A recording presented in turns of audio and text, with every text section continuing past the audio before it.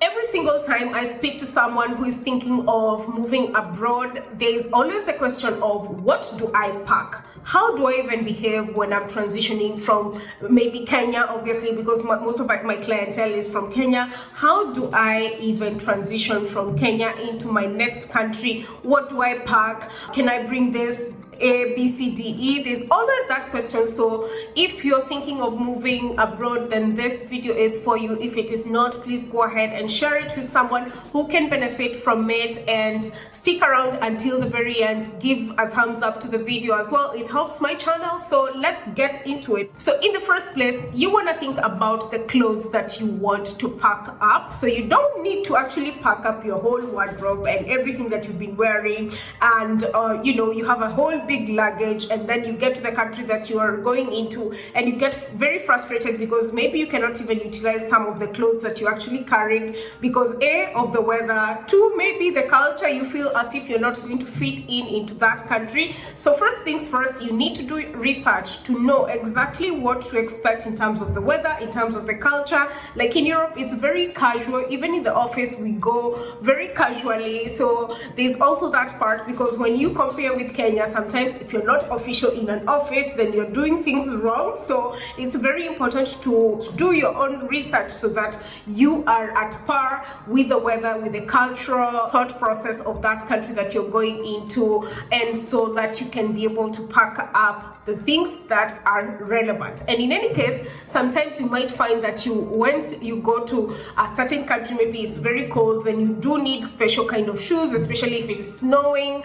Maybe you need obviously boots if it is very, very cold. So such kind of things are important to actually do research about, so that you don't have to overcarry things. And if, for example, you go there and you have studied the place, and maybe you can buy clothes from that particular country because they are specially designed for the weather and for the culture in that particular country. The other thing that you want to think about is food. So in most cases, people ask, should I carry A, B, C, D, E? Should I carry some roiko here, some ugali flour here, some pilau masala here and there? So I say yes. Please make sure that you pack up a few things or a lot of things, depending on how much luggage that has been accorded to you on whatever the flight that you're going to take. It's important for you to carry a few things ahead of time and make sure that you check them in, because you're going through the security check. Some things will not go through security check, and you'll have to leave that food on that particular counter, and that is painful, guys. It is painful. So if you cannot live your life without some roiko, some blue band, some jam, the zesta that we have in Kenya, some ugali flour, all these things, carry them. Make sure that you pack them up in your checked-in luggage. Once again, I have to keep on reminding you this because it's very important. That farmer's choice that you cannot live without, make sure that you carry it, wrap it up very well, and when you get into the country that you're going into in the first place, please make sure that you refrigerate it so that it doesn't go bad, right? That's a pro tip. So these things, make sure that you can pack them up, and they will also help you towards your transition. Because if, for example, you're coming to a European country and English is not the first language, so everything in the supermarket is going to be labeled in a foreign language, and you're like, okay, what is going on here? These things will help you, because you can at least maybe cook using the ingredients that you brought, and it will also make you feel at home when homesickness hits. It's definitely going to hit you for sure. So the other things that you definitely want to put in mind, things like medication, and especially if maybe you usually have to have certain prescriptions, and within the European continent, in most countries, you will not find most medication being sold over the counter. You know, the way we have in Kenya, like you'll go to a chemist and ask for a cold cup medication, just like that, or maybe even an amoxicillin medication, and it's just sold to you. Usually in most European countries, you will not find this. So I would recommend for you to make sure that you get your medication right in the first place. Make sure you can also check it in, because again, security checks. things like cold cup, maramoja, and so on and so forth. These are medications that you definitely need to carry so that you can be able to integrate into the country that you're going into before you can also even know how the health system usually works in that country. So make sure that you pack them up. Things to do with braids, for people who love braids like me, you will definitely need to carry them because they're going to cost way more, or maybe you might not even find them in the country that you're going into, and it is painful. It is painful when you do the math. For one braid in Kenya, maybe it goes for like maybe 70 shillings or 100 Kenya shillings to the very most if you're going for those bigger packs.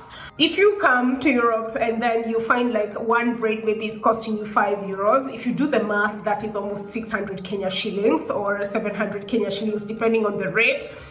Yeah, it's going to be painful. So make sure you can carry your braids, you can carry your hair oil, maybe beard oil for those people who actually, have special types of oils that they use, which are Kenyan brands. Make sure that you can carry this so that, they can make your life easier. Another thing that you definitely want to think about is carrying an adapter for you to be able to charge your phone or your laptop or anything else, because over here in Europe, you will definitely only find the type C's types of plugs. So you need an adapter for you to even charge your phone. In Kenya, we have a very different type of socket. So please make sure that you can carry an adapter so that you can charge your phone in the first instance when you get to your country. This can be a very frustrating thing. It actually frustrated me to a great extent. So this is why I'm telling you this, so that you can pack up accordingly ahead of time. Another thing that you want to think about for sure is the money that you need to bring. So depending on the country that you're going into and what you're going to do as well, it's important to ensure that you're carrying money in either euros or dollars. The Kenya shilling is not going to work within Europe. So you cannot be able to change Kenya shillings into dollars or euros anywhere in Europe. I haven't seen any one of the countries that accepts Kenya shillings, honestly speaking. So please make sure that you can change. If you're coming in with cash to help you within the first few days, make sure that you can change that money in Kenya. Wherever the agency that you feel has a good rate, make sure that you can change that money. And if, for example, you're coming in to use your Kenyan bank card, ensure that you tell your bank that you're going to be utilizing this in a foreign country so that they can release that card. And so can you imagine coming to a European country and trying to withdraw money using your Kenyan bank card, and then the card is retained by the ATM and you have no other way of having your money? It is very frustrating. So make sure that you can change your Kenya shillings into dollars or euros so that you are good to go. Another pro tip would be maybe to open an online bank account, for example, opening Wise. However, you would need to put in your residency once you get into that country, and you can maybe transfer some Kenya shillings into euros, and then once Wise sends you a card, then maybe you can be able to withdraw or maybe make payments using that card. So it's very important for you to do that so that you're not frustrated at the very last minute. Now, another thing that is very crucial in this case is documentation, as well as your Safaricom or whatever the line that you're using in Kenya. So in terms of documentation, it's important to actually bring on your international driver's license so that in case you want to drive around, then you can possibly utilize that. Or maybe you can change your Kenyan driving license into the driving license of that particular country that you're going into. In most European countries, you might not want to even drive anyways because it's so easy to move around with public transport. So if you would want to maybe drive, maybe once in a while you're renting a car, it's so easy to rent a car in Europe as well. So in case you want to drive, then it's important for you to carry your driver's license, carry your transcripts, your degree certificates, especially for those who are coming to study, carry your passport, make sure that it's in place. make sure that you have a paper showing where you're going to be staying, because sometimes you can have several questions being asked at the passport control, what you're going to do in this country, are you going to study? So make sure that you have all these things in line so that you're not stranded. One other thing that you also need to notice is that you can also tell Safaricom that you'll be roaming, and you can maybe pay some roaming charges depending on whether you are on postpaid or prepaid. Then they will be able to make sure that your line is roaming. And why is this important is that sometimes when you move out of the country and you have your Safaricom line off for a long period of time, this line might be given to somebody else. Okay, so it's important for you to have it. What I would say is you can keep on putting some credit on that particular line so that it's still active. You can also have it on your WhatsApp, and this way also you do not lose touch with people from home, and you have your line still going on for a long period of time. And when you go back to Kenya, maybe to visit, or when you go back, relocate back to Kenya, then you still have your old phone number and you can reconnect with your friends and family. And so this is very important for you to notice that, yes, please make sure that you can maintain that Safaricom line, or whatever the line, the Airtel or whatever else that you have. Make sure that you can maintain it so that you are in line with your friends and family, and even when you move back or when you visit back, then you're able to still connect with them and you don't lose that phone number. Now, these are just a few tips to help you start thinking of your transition period. Of course, there's quite a lot more that we can talk about, and please make sure